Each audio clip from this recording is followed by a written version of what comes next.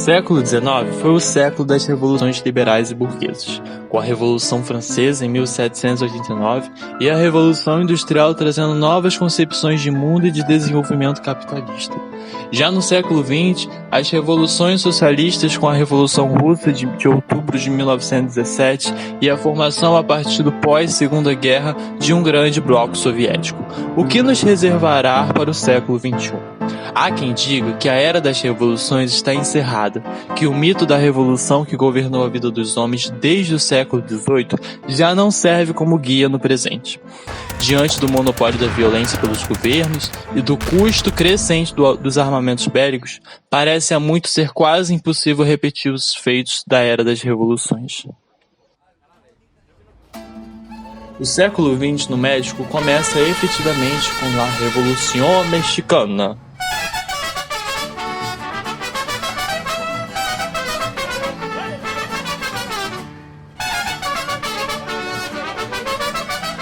Ponto alto e crítico na história mexicana, se delimita como um divisor de águas no percurso dos eventos históricos desse país, com tradição colonial, monárquica e ditatorial. Foi a primeira revolução com claro cunho social a acontecer na América Latina nesse século. Há muito que se refletir sobre esse singular acontecimento na história latino-americana. A Revolução Mexicana é um evento muito complexo com diferentes fases e questões que serão vistas ao longo desse enredo. Mas antes de iniciarmos essa viagem pelo mundo caótico e revolucionário movimentado por diferentes grupos sociais, é importante lembrar-se de alguns princípios. Em primeiro lugar, a Revolução Mexicana se definiu como um movimento de ruptura social com os velhos moldes do antigo regime.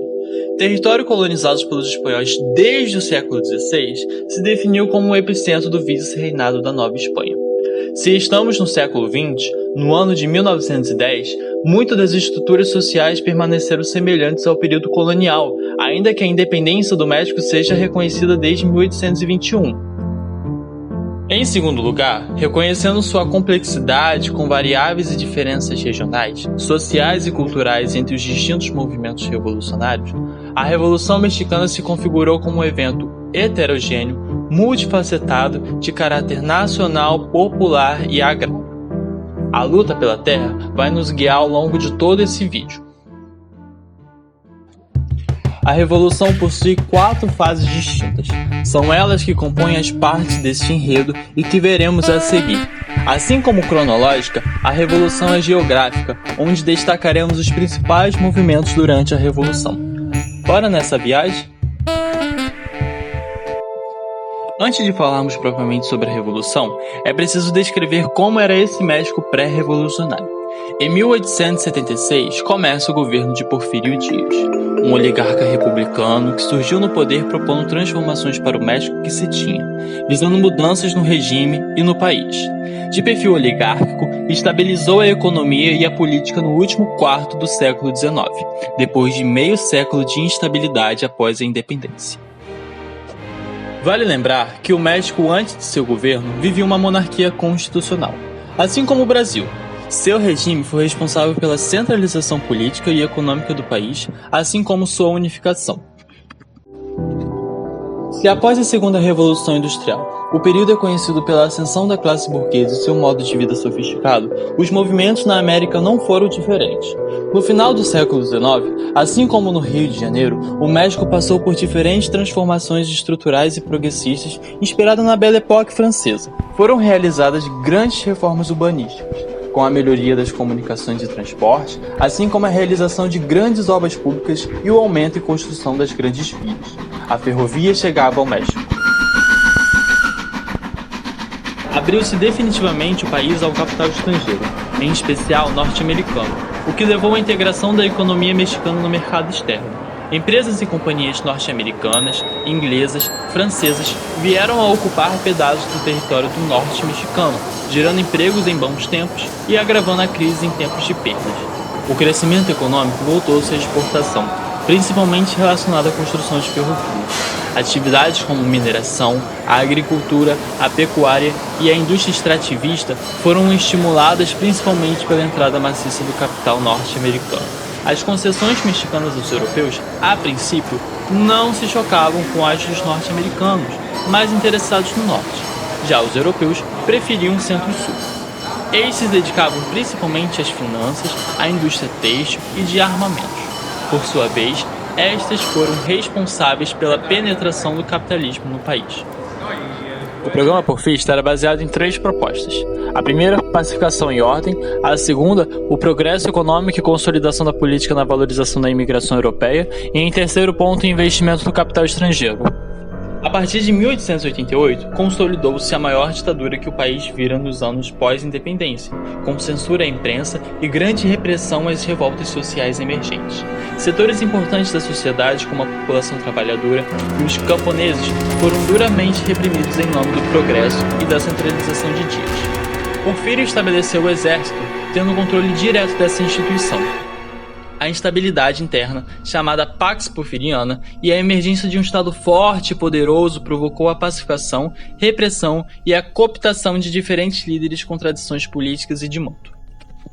A geografia mexicana ficou assim, um país dividido entre o mundo rural e urbano, partes incorporadas ao modo de produção capitalista e outras partes cultivando formas e produções com resquícios lá do período colonial. Nesses espaços existiam os pueblos, isto é, aldeias indígenas que frequentemente ficavam com medo de perder suas terras para os grandes latifundiários.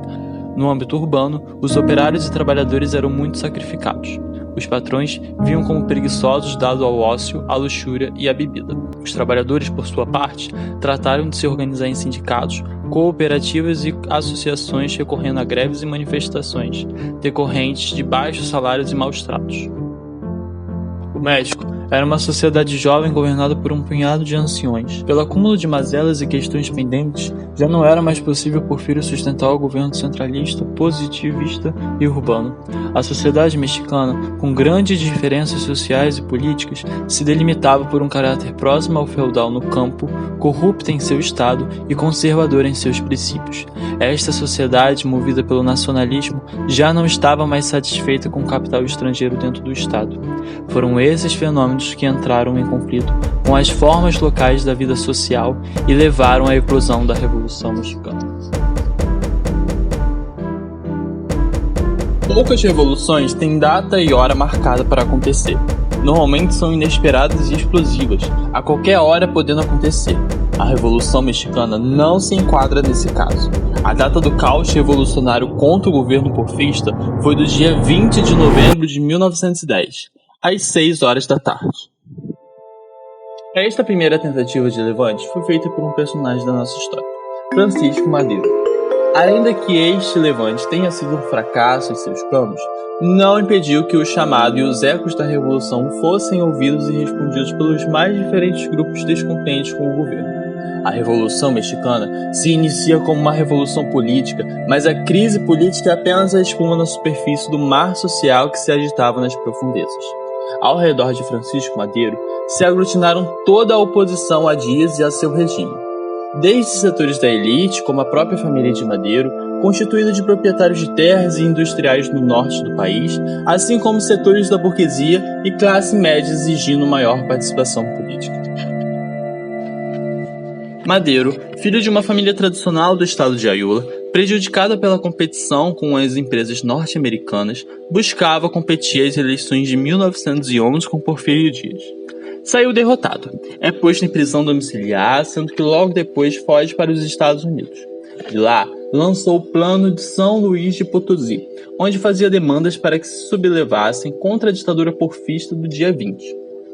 Chegada a este dia, Madero convoca os mexicanos à rebelião e se proclama presidente provisório do México, mesmo com as eleições e posse de Porfírio Dias para o mandato entre 1910 a 1916. Madero cruza a fronteira entre os Estados Unidos e, junto com outros grupos, pressiona a renúncia de Dias. A revolução já estava em jogo. Dias, não vendo mais oportunidades para o seu governo, renuncia, sendo instaurado um governo provisório de Francisco Leão de la Barra. Em 1911, há eleições presidenciais onde Madero sai vitorioso. Daí para frente, o caldo da revolução só esquentaria mais e mais. Movimentos sociais no campo, representantes sindicalistas e elites locais na cidade buscariam defender seus projetos políticos de sociedade e para o futuro do México.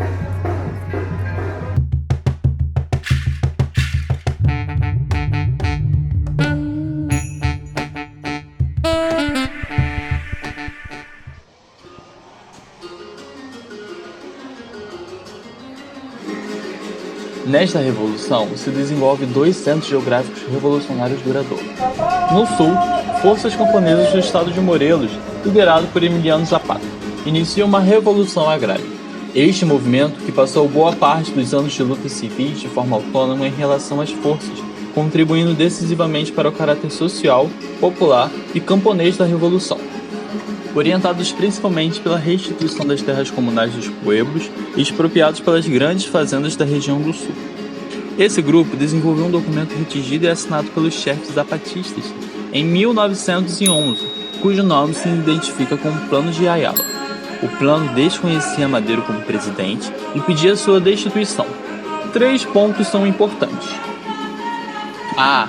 Os pueblos ou cidadãos que possuíssem os documentos de terra expropriadas pelos fazendeiros tomariam imediatamente a posse delas e as manteriam de armas em punhos até o final da Revolução. B. Expropriação de 1/3 das terras dos grandes latifundiários mediante pagamento de indenização, a fim de que os povos e os cidadãos do México pudessem trabalhar nelas. C. A nacionalização da totalidade dos bens dos grandes fazendeiros, científicos ou caciques que se opusessem ao plano em questão. Em Morelos, onde já havia ocorrido a reforma agrária, os camponeses ocuparam as terras que lhes haviam sido usurpadas pelos grandes proprietários, um conflito que marca a luta de classe existente entre setores da sociedade mexicana. Já no norte, destaca-se a presença de 2 grupos principais que formam as tropas madeiristas, um liderado por Pascoal Osório e outro por guerrilheiros comandados por Francisco Villa. Esses grupos eram formados por líderes de classe média, sem planos e bandeiras políticas claras como o do Sul, o que dificultou a elaboração de um plano político de reformas sociais mais claras. A Revolução transformou-se em um emaranhado de forças políticas e sociais, e Madero não conseguiu ter controle efetivo sobre os grupos que se reuniram à sua causa. A Revolução passaria por um forte golpe conservador. Mal sabia Madero que tinha sido traído pelo seu próprio comandante de guerra, Pascoal Orozco. O plano teve sucesso. Um dia, para o novo governo, Victoriano Huerta assume o comando. Quaisquer resquícios de governo constitucional se foi junto com o golpe de Estado dado por Huerta em relação a Madero. Por uma queda inesperada, vamos continuar nossa história que nos mostra os caminhos da Revolução. Entre vindas e disputas de poder, Huerta fecha o Congresso e declara restrição ao Estado como forma de conter grupos políticos que estavam contra suas decisões. Um grupo formado por 4 movimentos, declarados de constitucionalistas, se une para o estabelecimento de um movimento amplo contra o Huerta. O pacto reunia a Ampla Frente Zapatista do Sul, as Colinas de Venâncio Carranza, as forças organizadas pelo governo de Sonora e comandadas por Álvaro Obregón e Torrentes de Pancho Villa. Esse movimento ficou conhecido como a Revolução Constitucionalista. Seu governo teve sucesso em conter os movimentos revolucionários de oposição, realizando eleições e alianças com o Exército Nacional, mas que não durou por muito tempo. A mobilização das camadas populares levou a um novo degrau na luta revolucionária, a tomada do poder central, e assim consegue em julho de 1914. A aliança multiclassista que apoiava Huerta entrava em colapso, abrindo espaço para uma guerra de classes, burguesia e camponeses proletariado.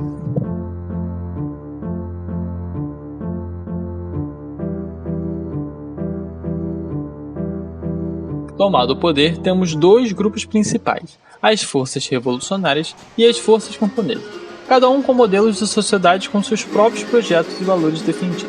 O que é importante destacar é que a aliança entre Zapata e Pancho Villa garantia a ocupação do poder central e a revolução popular e social.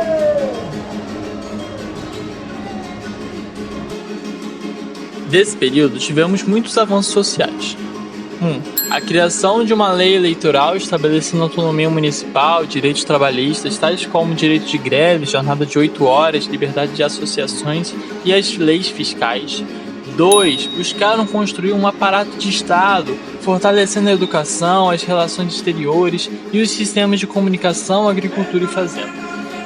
3. Ainda que de curta duração, pela tomada do governo por Carranza, em 1915, os movimentos zapatistas e vilistas provocaram e ecoaram nos movimentos sucessivos da história mexicana.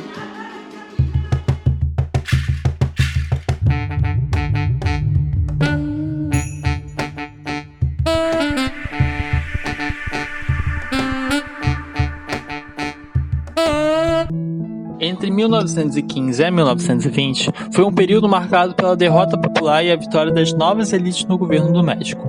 Carranza assume o governo e busca consolidar uma constituição que encerrasse o ciclo revolucionário, ficando reservada à ala burguesa a vitória da Revolução. A Constituição de 1917, às vésperas da Revolução Russa, buscava tratar de novas garantias democráticas sobre a organização jurídica do país. Consolidava a eliminação da participação religiosa na educação, buscava construir um caminho para a reforma agrária e da proteção à pequena propriedade e às terras comunais, da nacionalização das riquezas do solo, do estabelecimento de limites à propriedade privada submetendo ao interesse social e da delimitação dos direitos e garantias dos trabalhadores. Essa Constituição demonstra o peso e força da ação política dos camponeses e operários na luta por suas demandas e reivindicações. A ala mais radical da burguesia mexicana tinha noção de que não podia esquecer de incorporar até certo ponto as demandas dos movimentos de massa e que só assim seria possível pacificar o país.